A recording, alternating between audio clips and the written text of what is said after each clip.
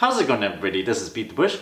There's always a question if you should be spending your time saving money or should you spend the equivalent amount of time trying to earn more money. Consider these two scenarios where one person is a penny pincher, they collect a lot of coupons, spends a lot of their time saving money. However, because of spending all this time saving money, they neglected other ways at which they can earn even more money. However, you can have this polar opposite person where they don't do any kind of credit card cashback, no coupons, no nothing, and instead they spend all their time on their business, which may or may not pan out. If it does pan out, yes, maybe they could make millions or billions or something like that, but this is a huge risk and you never know if applying your time towards your own business could or could not pan out. You can imagine at any one point you have all these opportunities to either save money or try to make more money. They generally have different possibilities of return and different risk profiles. For example, really low paying stuff such as couponing, swag bucks, or recycling have a really low return, which would net you in the order of hundreds of dollars per year perhaps.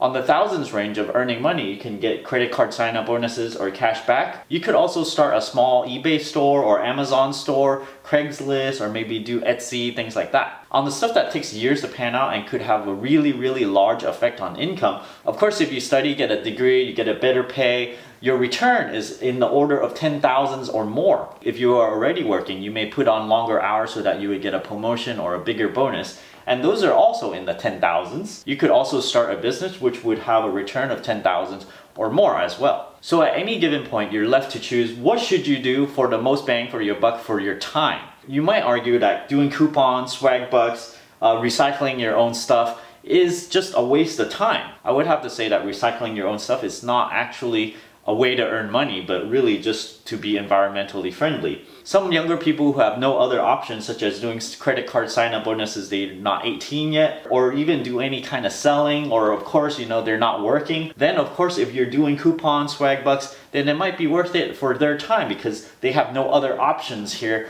to make more money. If you're somewhere in the middle where you have a job, you might argue that, hey, rather than doing all this mumbo jumbo credit card stuff, or like swag bucks or all this stuff that makes you really little, maybe you should just work longer hours, concentrate your brain power towards that and advance your career, which will eventually pay off a lot more. The thing with these is, yes, it's a possibility, and it's also a possibility that you would get no returns at all when you pursue these paths. You could work long hours and you would still not get a promotion. You could try to start a business and it could fail, which would actually be a negative return. So which one you would rather do really depends on how much you believe in yourself. If you have high confidence that starting a business is going to earn you much more per hour that you put in than trying to do this cashback mumbo jumbo or sign up bonuses that takes up your brain power, well, yeah, go ahead and put your brain power towards starting a business and just kind of ignore everything else. You might also be very stingy with your time, so much so that you would refuse to do other kinds of chores. If you're starting a business and you're making good money already, you might even argue